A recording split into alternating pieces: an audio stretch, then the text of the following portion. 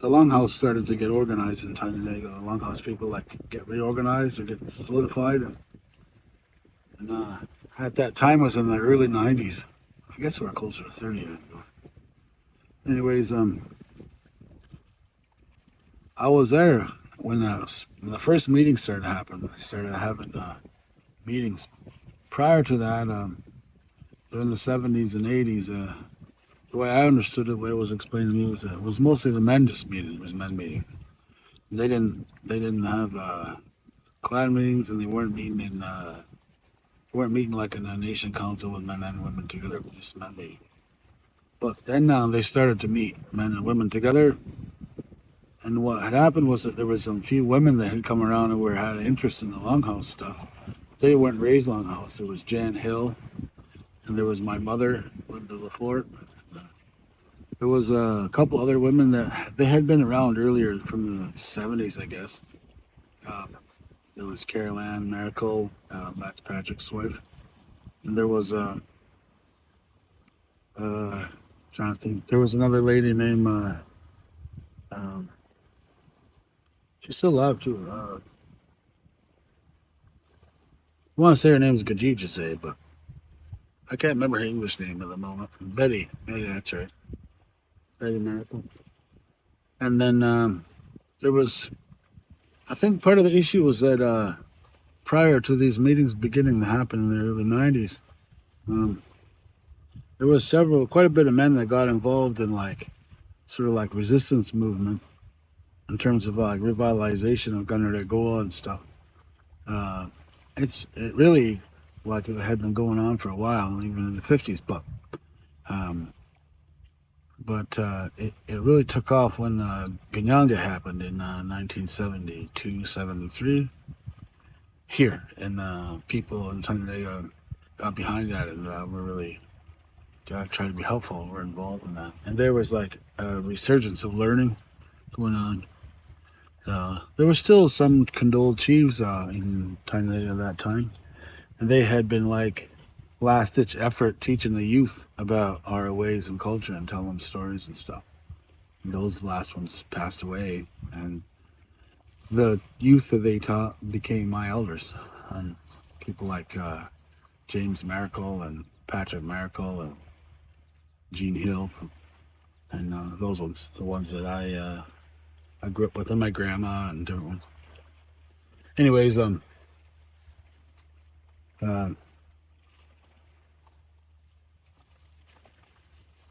when they started having meetings, there was some of these women that had went away to university and stuff, and that's where they had kind of come across maybe their an interest in their cultural identity. And so they came back to the community and seeked that out and found these men that were meeting and doing stuff and warriors and those sort of things. And they got involved. But there was some conflict. This has been an ongoing thing.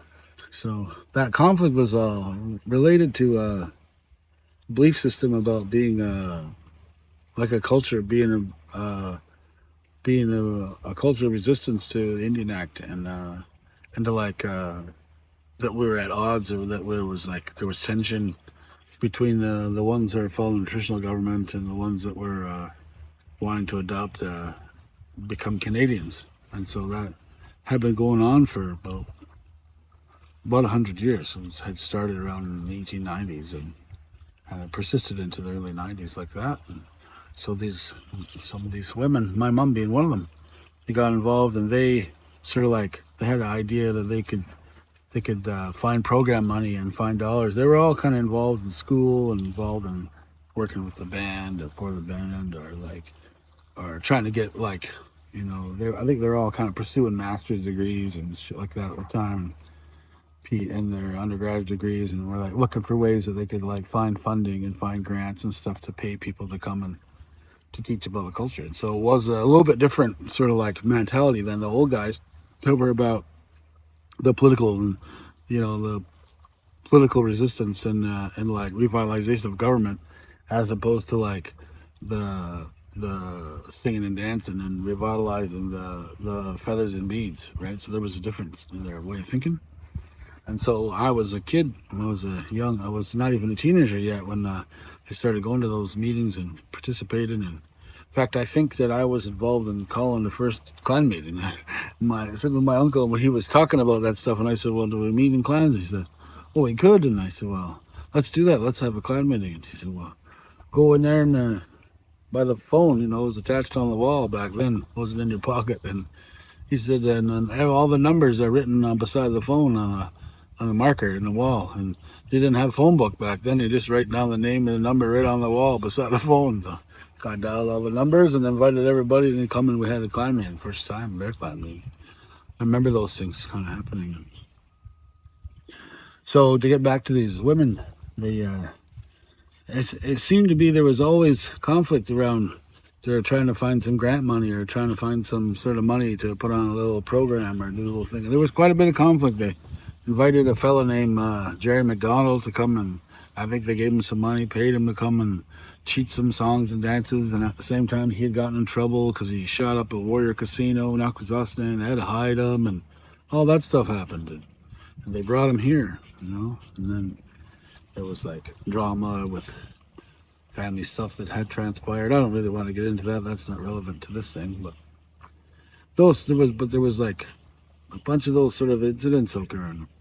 They hired somebody to come and teach about how to make drums, and then they were doing little drum making workshops and rattle making workshops and inviting people like Tom Porter and paying Tom, and Jake Swamp and different ones to come and talk about the creation story and the story about the peacemaker, and they would come and do like these winter workshops and stuff. And so what happened was that there was always this animosity or this like problems because they're inviting people because the Mohawk Nation was having an issue. There was fighting going on in the Mohawk Nation between the people who believe in the Handsome Lake Code and the people who don't.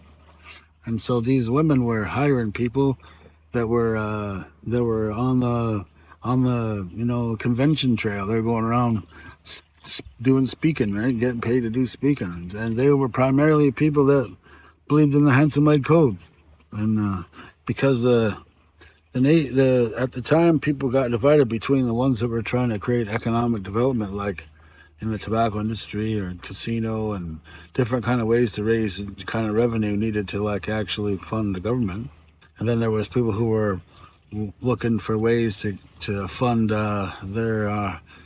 their way of life to be able to like teach about the culture. And so there was these two different kind of camps in terms of like ideology around money. And so this got spilled over here, and so they were having conflict about those sort of things. I remember that because I was 10, 11, 12 years old, and I was attending those meetings. I was attending all of those things. I was going to them, and I was the only youngest one there. Everybody else was 30 years old, and I was this boy sitting there with them, and I listened to hear that.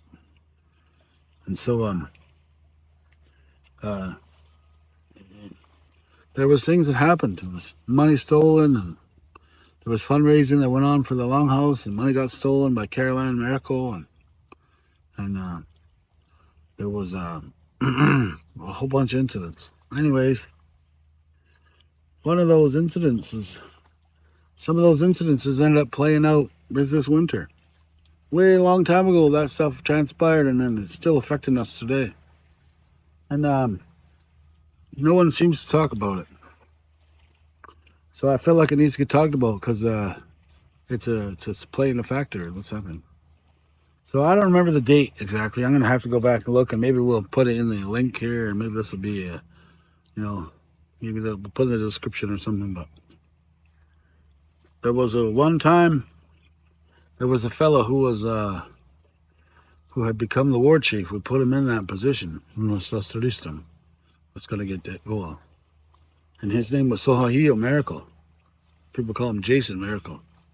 He tends not to live here anymore. He lives away from here, but he still has businesses here and stuff. Anyways, my family adopted him into the Hanagarina Bear Clan when he was a kid, when he was a teenager, and we named him Kanenhariyo. And he became one of ours. And despite my objection from my Uncle Gene and different ones not to do that, I did it because that was my best friend. I loved him. And so I wanted him to be a part of our world, and and teach him our songs and teaching him about our laws. And soon enough, they come about, and they selected him to be the war chief at one time. So he held that job for a little while. And during that time, he was pretty pro like business. He thought it was a really good idea that we build economics things. We were in our early 20s, I think, when that happened. Anyways, I'm 46 now, so it was over 20 years ago. This is what I'm talking about. And there was one day, we were at the longhouse. We were having the ceremonies. We always did our ceremonies outside because we didn't ever have a building. We didn't have enough wealth to build our own council house, our own longhouse. So we always did our ceremonies outside. Or we'd rent a hall and do them in there. We did that for years and years and years. So this was no different. And it was harvest time. And there was weird politics going on at the time. I had moved home. And I had married a Anishinaabe lady, Ojibwe lady.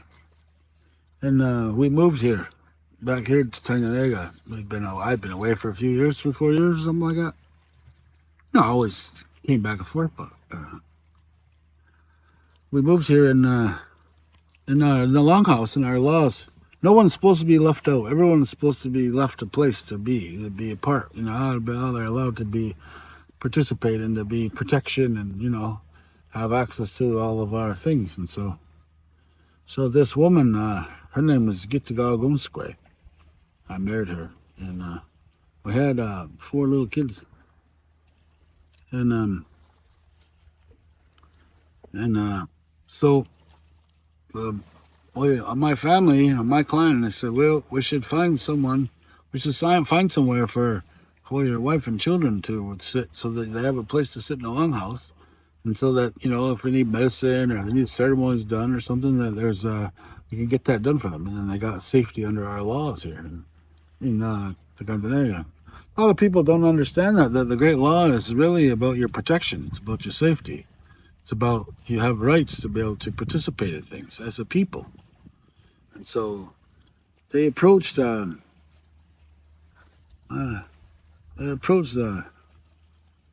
was a talk about going to see the Wolf Clan. And it came out at that time that really my family were Wolf Clan people. But they even at that time come over and ask Uncle Gene to relinquish us, give us up, and give us to them, Wolf Clan. And Uncle Gene said no. He said no, we put all this time into them and train them up, and they're good. They can speak a language and stuff, or they're learning, and they can sing and know the songs and ceremonies and know about our laws and our history. And now you want to take them from us, and you didn't want them before. Now you want to take them from us. So he said no, we're going to keep them people. And so when there was talk about where to put my wife and my children, I said, well, we should probably approach the Turtle Clan because really there's a Wolf Clan. Maybe in the future it'll get changed. I don't want to make it mixed up, or make it difficult for them kids in the future. So they approached the Turtle Clan, Jan Hill in particular. I think they call her Garusiyo. I think that's her Indian name. I think it's a nice house. And I think that's her name. Anyways, they went over there and she refused them. She denied them and refused them. She wouldn't take them in. And right around the same time as that, there was this other family, and a woman and kids, and she had been hanging out with the Turtle Clan for quite a long time. And then her name was Cheryl Buck, and their kids, Sierra, and I forget her boy's name. Anyways, all of a sudden they found out that this was a little bit earlier.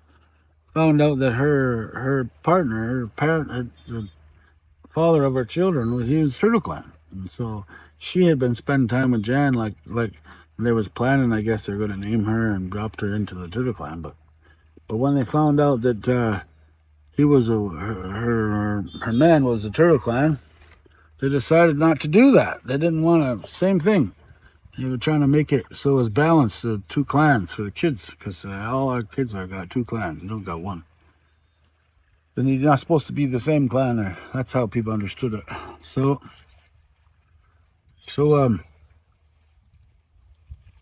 they just dumped them on us. They said, "Well, you got to take them. The Bear Clan people got to take them because you Bear Clan are the ones that have been willing to take in anyone that don't have no clans, and so we want you to take them." And they just gave them to us. And so we kept them for about a year. We said, "Well, we're not going to name you until we spend at least a year with you. Go all the ceremonies and spend time together and get to know each other. And then if it's a good fit and this is you sure this is really what you want, then maybe we'll adopt you, name you, or whatever." Well, about however long it was, a year or so, maybe a little bit longer. I'm not sure. I don't recall. What I do recall though was that we couldn't get along. That woman I believe that she spent so much time with the Turtle Clan people and learning their way of thinking that she was having a hard time dealing with the way the Bear Clan people think about things. And we're always having to correct her, and she was feeling frustrated about that. And so it wasn't working out. So we said, well, it came up, they were talking about, must have been talking, getting ready for maybe harvest. We're gonna have naming, So I got asked. I was a speaker at that time, speaking for the Bear Clan.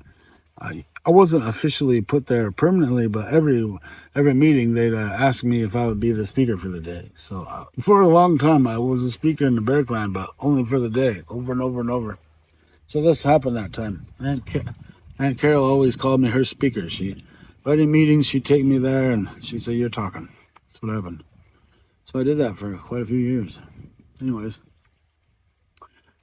I got asked to speak that day, and I got up to tell them, I asked the Wolf Clan if they'd be willing to take this woman and her kids, because we'd had them for a year or so, and they've shown interest. They wanted to join the longhouse way, whatever, right? Except we didn't. We were having a conflict of interest. It wasn't an easy relationship, So we asked the Wolf Clan if they'd be willing to take them in, name them, and that sort of thing, and we could correct it, because the father of the children was the Turtle Clan. I think his name was Mice or something like that, Mouse or something, Mice. Anyways, the Wolf Clan refused. They wouldn't take them. So now we're stuck. What do we do? We don't really want to. These people don't get along with us. We have a hard time getting along with them. But we also know that you're not supposed to throw nobody away.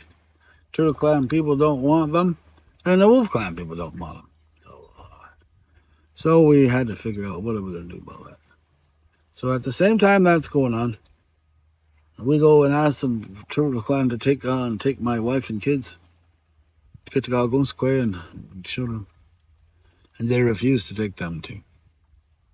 And so we were meeting, and as a clan, we got thinking, talking about it, and it seemed like what was going on was there was some sort of weird power play, where they were trying to infiltrate us with people that would go along with what they wanted, and disrupt us all the time.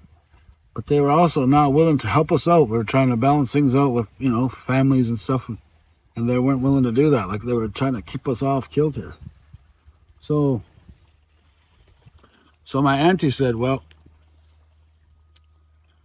I guess what we're going to have to do then is we'll just have to hang a name on her neck and on the children, so that they have a place to sit, and they can come to the longhouse, have a place to sit, and they'll sit with us, I guess." She said that's what we'll have to do. That happens every once in a while. It's not adoption. It's a different kind of thing. So that's what they decided to do. And so we're having a harvest festival, and they stood it up, and then they were doing the naming, and it got to a certain amount of time, and then they said, "Well, we'll name we're gonna name these kids. We're gonna hang a name on these kids' neck, and so happened to be I was only one available to be a speaker that day on our side of the longhouse. And so I got assigned to do the speaking, and so had to get up and announce it. We're going to hang these names on the necks of my children and my wife. And Aunt Carol stood it up. She was the one that came and stood it up. Well, Jan Hill was sitting across the hall, or sitting across at the ceremony, and I guess she was mad. I guess her plan didn't work to bugger us up. We found another solution. And she jumped up in the middle of the ceremony, and disrupted. She yelled, "You can't do that. You can't name your own children." Well, we certainly can, but she don't know our laws. And she also don't speak our language, so she couldn't understand what's being talked about, how it's being described, right? So we were hanging names on them because people can't be left out, and there wasn't another client willing to take them. So we took them. We do temporary. That's what you do. And so she never came back to the longhouse after that. She ran off. And just prior to that, maybe a few months, 3-4 months before that, 2-3 months before that, there had been a couple incidents. One of them. I'm gonna be careful how I talk about this. That war chief at the time, Kanenhariyo was his name. We had a ceremony. There had been some conflict. Every time we were having a meeting, the nation would meet, community council meeting would happen, clan council, and everybody would get fighting with each other. We'd get up there trying to have a meeting, get stuff done. We were trying to get the red cards done. The Wolf Clan just absolutely did everything they could to put brakes on to stop us from being able to stop us from moving forward or start producing our own ID. There was a proposal on the table, I think, to do some sort of like licensing around tobacco or something like that, because the cigarette industry really hadn't taken off yet. It was sort of starting, but hadn't really. And so there was some proposal about doing some stuff like that, similarly to what they did in Akwesasne to help raise money so they could like build a longhouse and do things. So they were looking at that as a model, and that was being proposed, and there were some other issues on the table too. I don't remember exactly all of them. I think one was to get the longhouse built. They got put over in the men's hands to handle, and then they went and asked for the money, accountability for the money, and then there wasn't transparency. It turned out one of the women, Carol Ann, she foreclosed the nation bank account and all the funding, the money that had been raised, thousands of dollars been raised or whatever. And she put it in her own personal bank account. And she told us that she wasn't going to provide us with her own personal banking. And so she literally just hijacked and stole the longhouse money. And, those sort of things have been transpiring. Those kind of things have happened. Anyways, there was a lot of conflict. Like every time we're trying to have meetings, it's a nightmare. And we're supposed to be following our laws and, counseling in accordance with Kanenhariyo between the three sides of the fire. That's what we're doing. And disruption and people yelling and things they're not supposed to be doing. So anyways, ceremonies happening. I don't remember which one it was. So Kanenhariyo, Miracle, that was the war chief at the time. He was the one entrusted with the responsibility of the people's wampum, the council fire. And that's the one you put out, means it's official. You do that when you're having ceremonies for naming and stuff. You bring that out when you have a council meeting, when you're going to make a final decision, those sort of things. And so he said, "Hey, I got an appointment. I got to go into town for something." He said to me, he says, "I want you to pick that up at the end of the ceremony. Gather that up in a little wampum string and bring it to my house after the ceremony. I'll be home." I said, "Okay." So I went, everything got done, closed up for the day, and I went over to get the wampum, and that Bonnie Jane Miracle had taken it. She took it, and she put it in her basket. I say, she says, I'm supposed to bring that over to Kanenhariyo. She says, "I've got it. I'll take it. I've got it. I'll take it. He can come get it from me," or something like that. Or I'll take it to him. I can't remember exactly, but she took it. She wouldn't let me have it. So I got home. I told Kanenhariyo about that. He's okay, that's fine. He says, I'll get it. So my assumption is he went over and got it.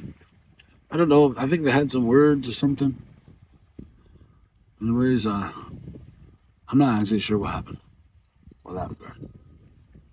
But a little bit later, some time passed, maybe a week or two, I don't know. He called me. He says, hey, I want you to come over here to my house. I got to talk about something. I said, okay. So I drove over there. And when I got there at his house, he lived in Shannonville. Ben Green was there. His name is Mohawk. His Wolf Clan. You know, proper. Everything's right. His father's a Bear Clan, mother's a Wolf Clan. Mother's passed away now. Anyways, he was there, and there was another fella, what's his name? The Gayundu was his name. Andrew Brandt. He was there. So Miracle was there. I want to say there was two others, but I can't think of who it was. Anyways, he told me his story. He says, hey, I got that wampum back from Bonnie Jane Miracle. And he said, I just had a feeling. I didn't feel right about it. I said, so I can't remember who he said. Maybe it was Joe Brandt. I'm not sure. He sent it with somebody to Six Nations anyways. Maybe it was the Kanenhariyo. I forget. Well, one of them took it up there, and they had a reader come take a look at it. He sent it to one of the readers up there. So, is there any issues here? What's going on? And the reader took a look at that wampum, and he sent back a message. He said, yeah, there's a woman there. And I think he said, oh, she's got wavy, like brown hair or curly brown hair or something like that. And she's gotten a hold of this wampum, and she's put graveyard dust on the wampum. And she's put medicine on that wampum, graveyard dust on that wampum, so that you can't get anything done. So everybody will be fighting. And of course, that's what had been going on. So he said, we need to do something about her. We got to do something about her. We got to deal with this. And I said, well, they wanted to go to her house. There was some talk about this, but I was uncomfortable with that. So I said, well, to me, I'm very cautious when it comes to readers and medicine and those sort of things because, you know, when I was young, growing up, and they would say, oh, there's medicine on you or someone's, you know, hating on you, whatever, they're doing something. The readers would always tell you, don't ask who it is. You don't need to know that. That don't matter. You don't need to don't focus on who did that because that'll put you, you know, trying to have revenge or get back on them. You got to focus on how do you protect yourself and put your medicine through, you know, to take it off you so that negativity not on there and how to protect yourself. So I was uncomfortable when they were literally talking, oh, that's Yen Hadumas. That's that Bonnie Jane Miracle. She's the one that did this. She fits the description, and she took the wampum, and we're having all this fighting, and it fits with what the reader said. And I was uncomfortable with that, so I said, well, I think we need to call all the heads of the clans, women and men of the clans, and have them meet and tell them what you just told me, and then let everybody in on it, and they can figure out what they want to do together. And so they called my mom and Shelley Brinklow and Aunt Carol. I don't think my mom showed up though, but I think Shelley and Aunt Carol did, and Jan Hill, maybe that Tracy Miracle, another Turtle Clan woman, different Turtle Clan than Jan Hill, and I don't remember who else of the Wolf Clan. Maybe Patrick showed up, but Patrick Miracle, his name was Kanenhariyo. And then Carol Ann, that was the one. It hadn't been figured out yet that she'd stole all the money, but she showed up over there. And for years and years, Carol Ann and Bonnie never were friends. They didn't get along. It was that conflict, like they were vying for power or something. And anyways, so it seemed like. I don't really know. I'm not Wolf Clan, but anyways,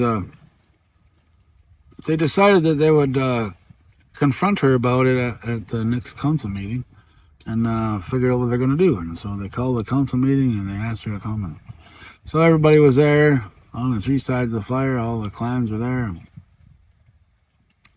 Jason Miracle saw you. He brought it up and he said, people have been talking about this for years and accusing you of like using medicine against the people. And he said it, just said it plainly. And he said, and we sent the wampum. You took the wampum the other day or whatever, less ceremony. It wasn't your business to do that. And I sent that up to get a checked on it, reading on it, and they said that you put graveyard dust on there, and it was for the purpose to disrupt all the council and not allow us to grow. And at the time, like her people, Bonnie's people, they all come from the band council and the church. Her mother was a staunch churchgoer, and her brother was deeply involved in AI, that's the Association of Iroquois and Allied Indians, and deeply involved in man council. Like her family, that's who they are, those people.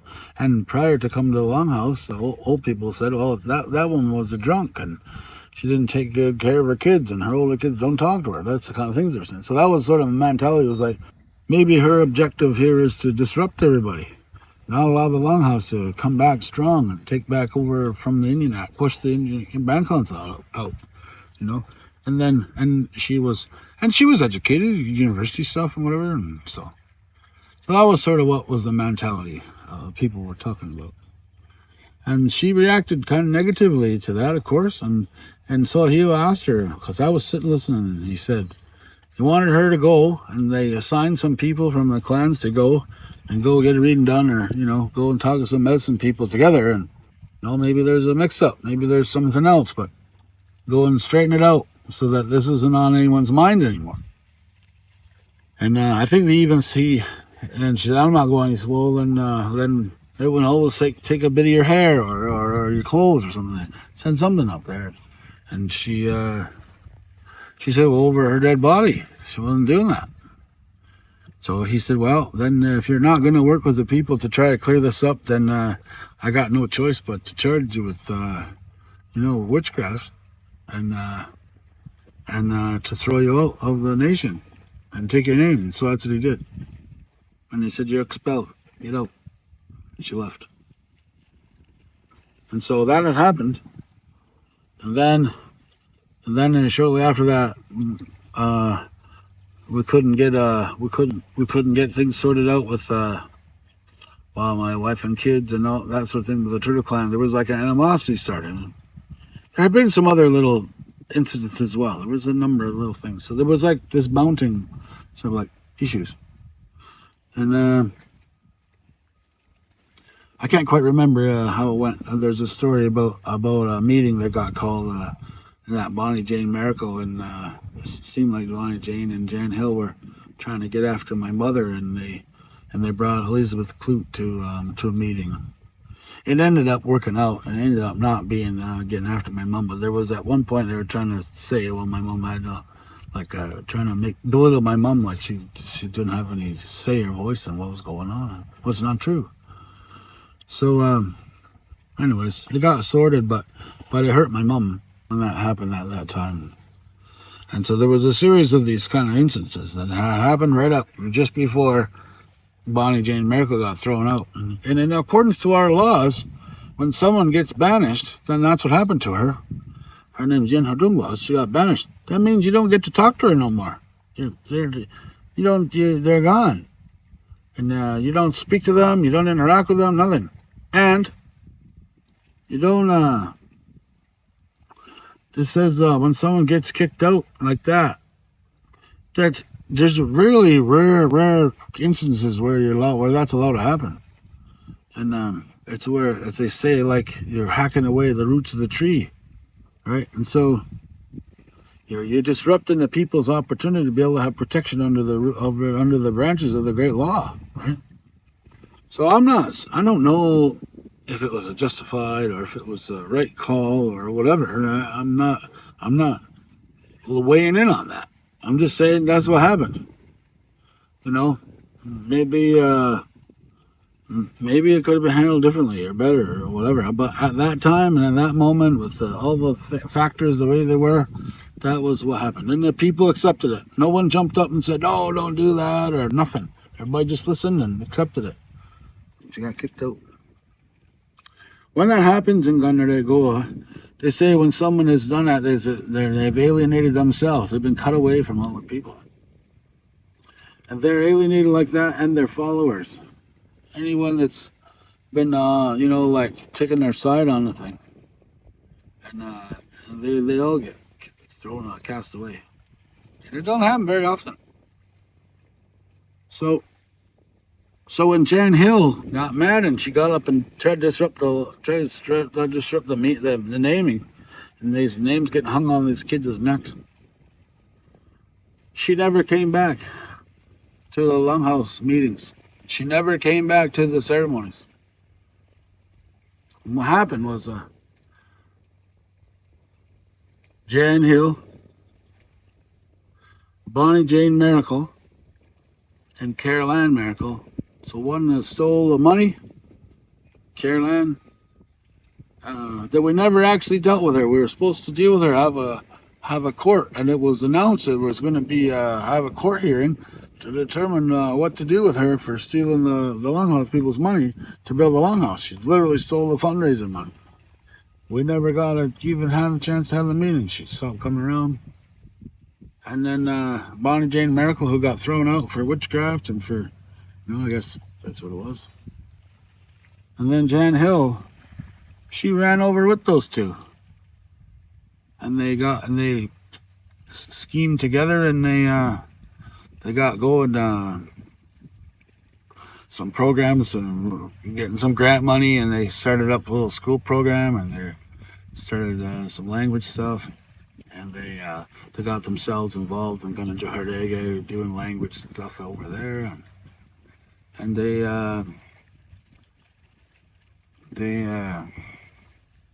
raised some money, and they went and built a little longhouse of their own, I guess, over on Jan Hill's land. They call it Sadie's Lane Longhouse. But it was those women that got thrown out of the longhouse. They got alienated. The one got thrown out, and the others followed her. And according to our laws, they alienated themselves. They got no voice in our business. They're not part of us. And so we carried on doing the ceremonies and medicine.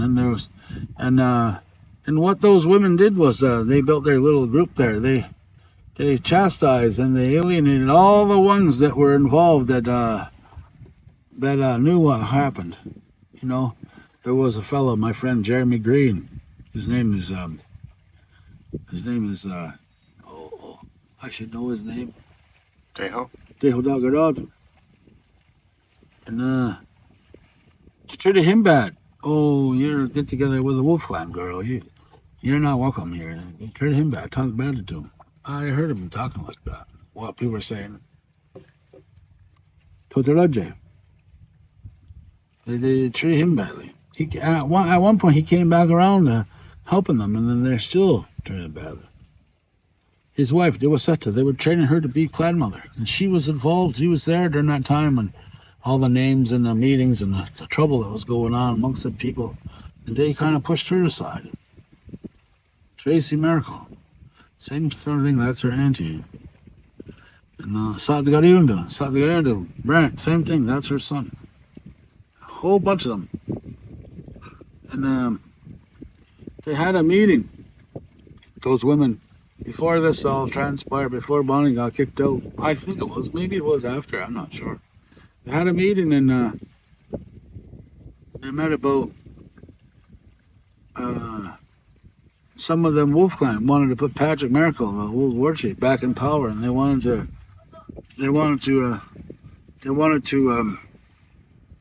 take Sohio out of the position of war chief, and the Wolf Clan and the Bear Clan they couldn't come to an agreement, and it was all women that met. Women were meeting, and for some reason those women were all meeting, and they didn't include the men to be involved in it, I think.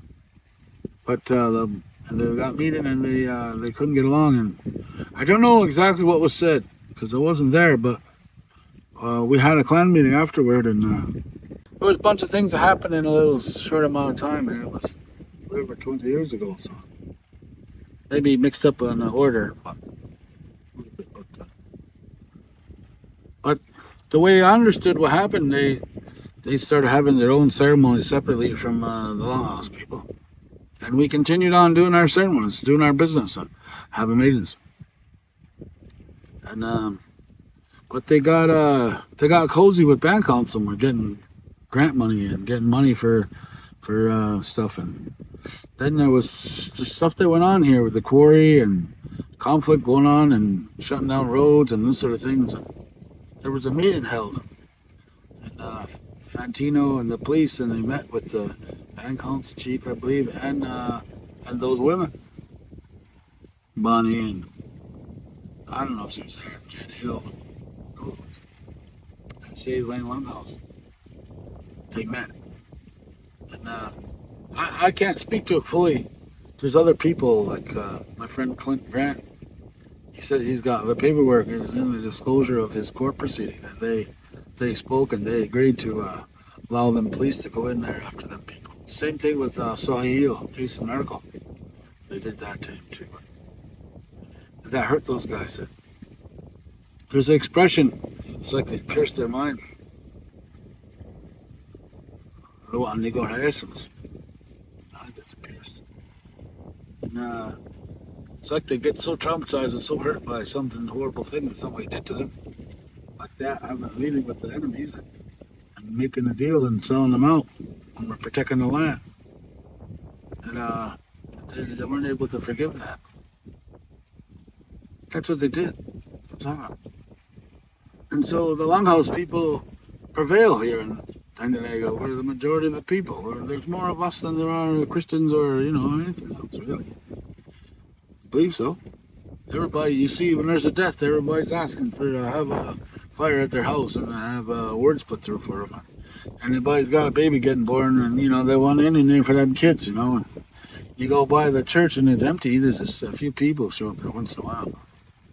That's mostly what it is.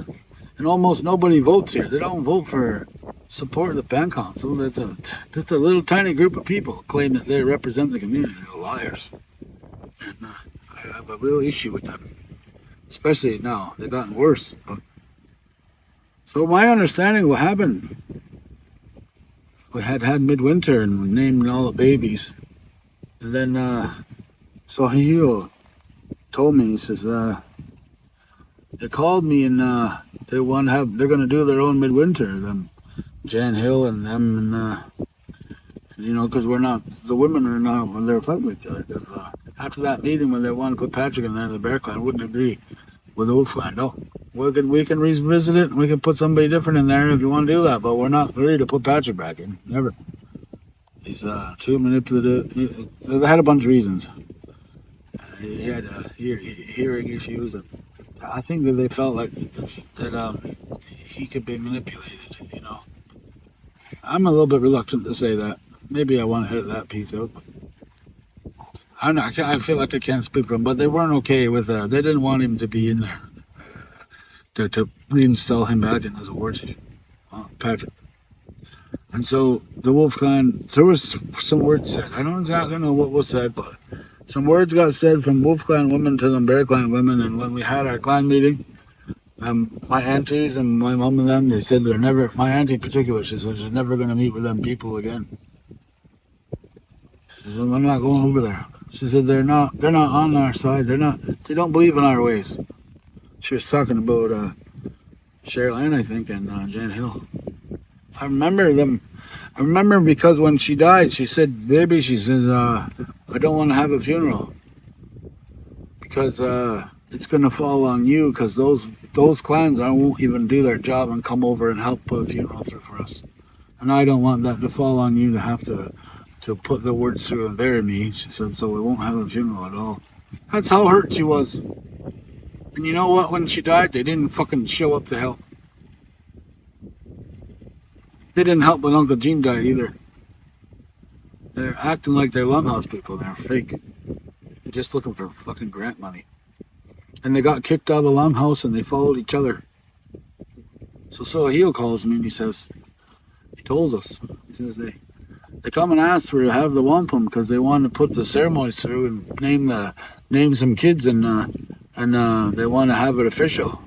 And he said so. I told him, okay, well, take a wampum and when you do your midwinters to get your name your kids, he said, just because some of them people got thrown out, his mind anyways, what he said is we can't punish the children. It's not on the kids. It's not on the grandbabies and kids. It's not their fault, but they're. So we shouldn't be punishing them. So he says, I let them take the wampum. He said, Joe Brown. He come and got the wampum and took it over there to do the midwinter. He said, I called him after they were done to bring it back, and he refused. They refused to bring back the wampum. They stole it. They stole the Gajista. Renewables. He lies, and they stole it. There's nothing legitimate about Sadie's Lane Longhouse. It's built around a woman who got kicked out. And then her friend Jan Hale and her friend Kaylan, they went about the stealing and lying. And they had Joe Brown involved in that with them. And so the rest of us Longhouse people, we didn't associate with them for that. All them years passed. I wouldn't go there. I wouldn't talk. I didn't even speak to them. Because I know what our laws say. And we're not supposed to fraternize and do that. That's what happened. They got thrown out. And I was sad, broke my heart. Like, I knew them like aunties. And so time passed. I ended up moving to Six Nations, met another, my marriage fell apart, and I met another woman who moved to Six Nations, and then I came home. And when I got home, everybody was like, let's do something. They were excited to see me, and they're bugging me, and there's nothing happening here, and everybody's getting involved in drugs, and there's not doing any social dances, and their ceremonies aren't really getting done, and they're bugging me to help. I knew all this history, I knew all this history, and things had kind of gone. My auntie had passed away, and there had been a few deaths. Uncle Gene, chief in our clan, and he had moved to Kanenhariyo, and so things were kind of like a bit shoveled, disorganized. So I said, well, there were some meetings, and they ended up having a meeting. They called a meeting, and they had it over at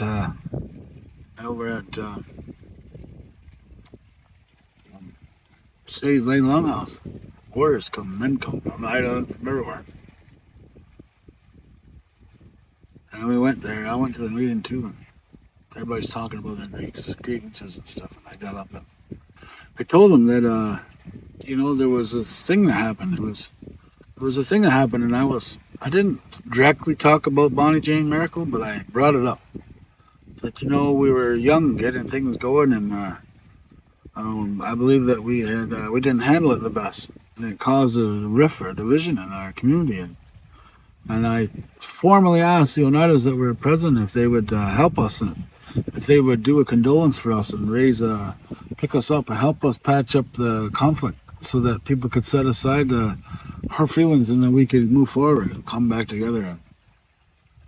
They refused us. Those Oneidas said, you take care of your own business. It wouldn't help. What happened? We never were able to get it sorted out. So people kept trying to help, and when the things happened at the tracks, the warriors met. Real warriors. I'm not talking about pretendings. I'm talking about the ones in Indian names and the ones that we grew up with. I had a meeting, and they installed me as a war chief. They selected me for that, and they followed all the procedures. They went and talked to Sohio, who had become defunct and wasn't going to the meetings and wasn't helping, and they asked him to attend, and he wouldn't attend, couldn't, or whatever. So then they selected a new one, and they went to him and they relieved him of his duties, and they thanked him, and then that's why I was understood they were doing it.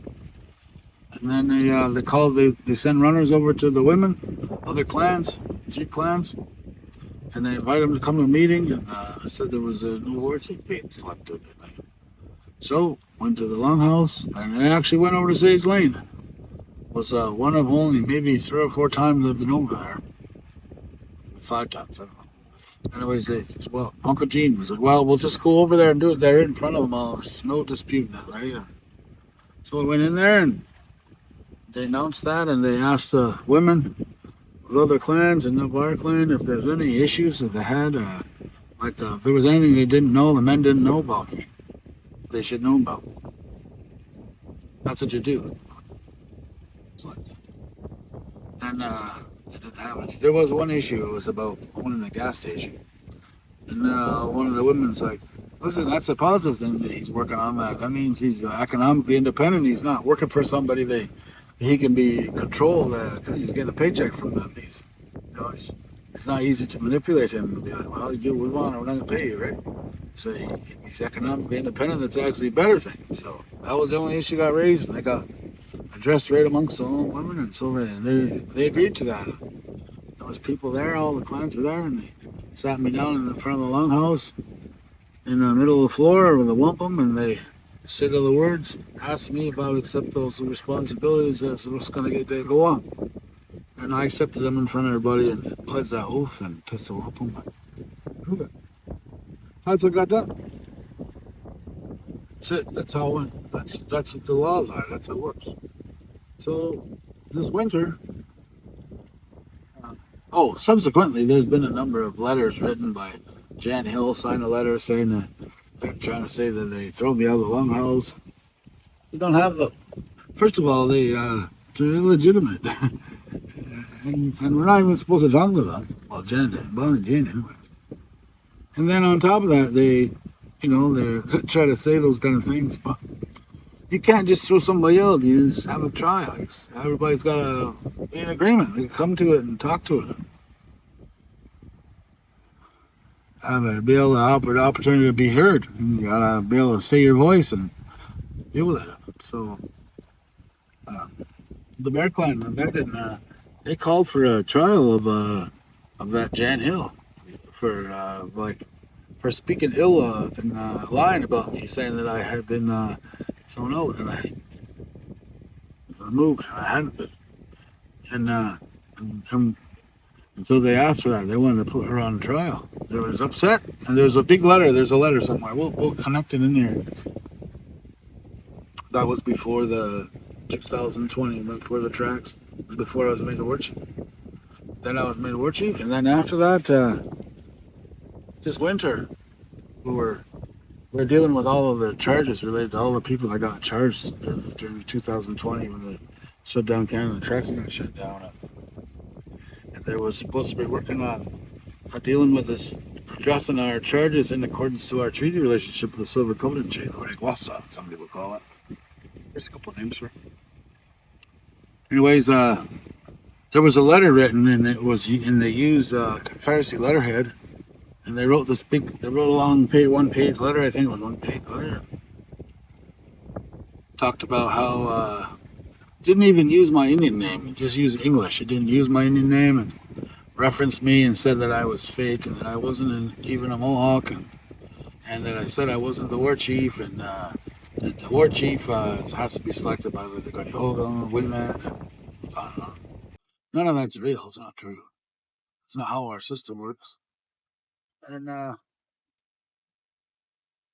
they sent this, and it was signed by Bonnie Jane Miracle, who was thrown out, and Callie Hill, who, when all this stuff we're talking about transpired, she was just being a drunk. Like, I remember her.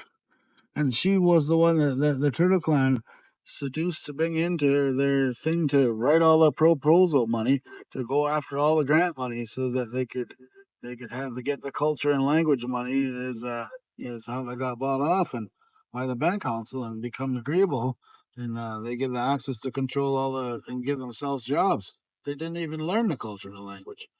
Hire all my family members and different people, and and doing those sort of things. That's what they did. So Bonnie Jane, Callie Hill, and then the other one was this school teacher over here, claiming her as a Bear Clan, but I don't know. I never grew up with her in the longhouse, thing at all. When I was in my mid 20s, one time her kid was sick, and she asked me. She's looking for help to get bear dance done. We took care of it. We got bear dance done for her kid who was sick, and but I didn't know of her to be at all like a longhouse person, really anything. Aside from that one thing that she asked for help with, I never seen her involved in anything. And her name's on this letter too. I guess she must have come around to the Sadie's Lane in the Longhouse at some point doing stuff. Their name people. I don't know. It, just they write this letter, and there was no clan meetings. There was no meeting, no nation meeting, no nothing. They wrote this letter and said that they were signing this. That they were representing the bear and the wolf from the Turtle Clan. Three women, and the Turtle Clan and Wolf Clan and Bear Clan people went around and asked them, and everyone's like, "Well, we didn't have no clan meetings. We didn't hear about that." And so Abby and Jane don't represent our Wolf Clan or our people or us. She doesn't have a voice on that. Same thing they were saying about Callie and this other one. For the life of me, it slips in my mind what her name is at the moment. But that's how much I don't know her. Like I can't. I've been involved in the Longhouse my whole life, like since I was a little boy. So, anyways, I went to a few meetings that they had over there. They started trying to talk about the land and the treaties and the relationship with the band council. As the war chief, I was like, I'm obligated to go there and hear what they're saying, make sure they're not up to sneaking, doing something, or selling us out, or doing something. So I show up at the meetings, and every time I go to the meeting, they close their own meeting. They wouldn't hold the meeting. I thought, well, that's still better than them doing some sort of scam, getting some money, and or handing over authority to the bank council or something like that. It's corrupt. So that's what happened. So they wrote a letter, and this letter with this letterhead and claimed me as being, corrupt or whatever, illegitimate. They sent it to the court, and they sent it to the Ontario governor, or I don't think it was the governor general. It was Ontario attorney general, something like that. And they got to the crown, and then we were in court, and it got brought up in the court. They were trying to discredit me and undermine.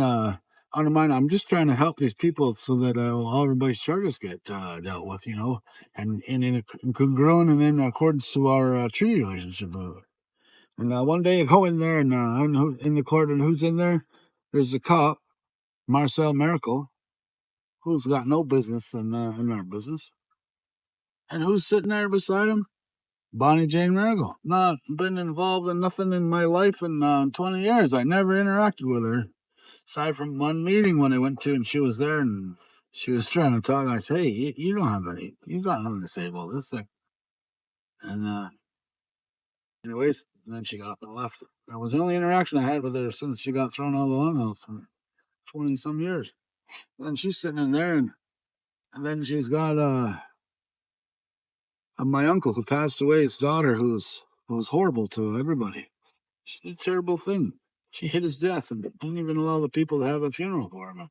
No condolence, for his clan. Our people, we love that man. That all happened. She had them sitting in the longhouse or sitting in the courthouse while they're bringing this letter, and I think it was their strategy to try to discredit, me, discredit our work with them. So I never got brought up, and then I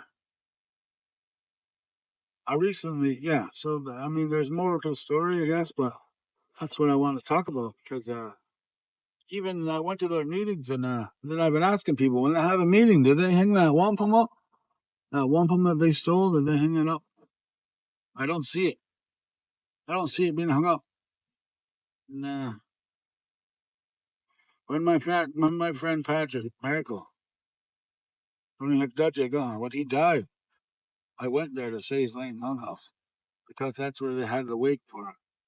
And I wanted to say goodbye, and I went there to the longhouse, into their building. And I walked in there. He was laid out there, and I went and seen him, and I seen he had a wampum bead hung over his head. And it looked like the council fire. And since then, I went there with the meetings. I think I went to 2 meetings over there. And then I ask everybody whenever they have a meeting, I ask them, did they have a wampum hang out there? But everybody always told me no. And I suspected they buried them in people's council fire that we made amongst the clans. I believe that they buried that with bad like this craziness. That's the thing. These are they're acting the opposite of longhouse people. And then you do the family history of those people, even Jan Hill. Those are all the ones who in the 1890s were the ones that were pro Indian Act. They were the ones that undermined the Great Law on the longhouse people. They were the ones that pushed for people to get arrested and you know that's the same families, and now they infiltrated the longhouse and for money and for to get the program money and to get the cultural dollars, so they can hire people and skim 15% off and keep it to give themselves salaries. They're the ones doing this. And as far as I understand the way the great law works, when Bonnie got kicked out in Hodongwas, that was her name, but it's not her name no more. When she got kicked out and her friends Carol Ann and Jan Hill followed her and they went and built a longhouse, everything they did since then is illegitimate. So we didn't undermine them. We didn't say you can't organize. We let them, get together and sing and dance or whatever. What's it gonna hurt? Then they started then they started meddling in politics. And it's serious. Marcel Merkel, he's been going around undermining the people and pushing against our laws. I got a story about him too. Being happens to be Swahili America, the one who used to be the word chief's father, and that guy is dangerous. I told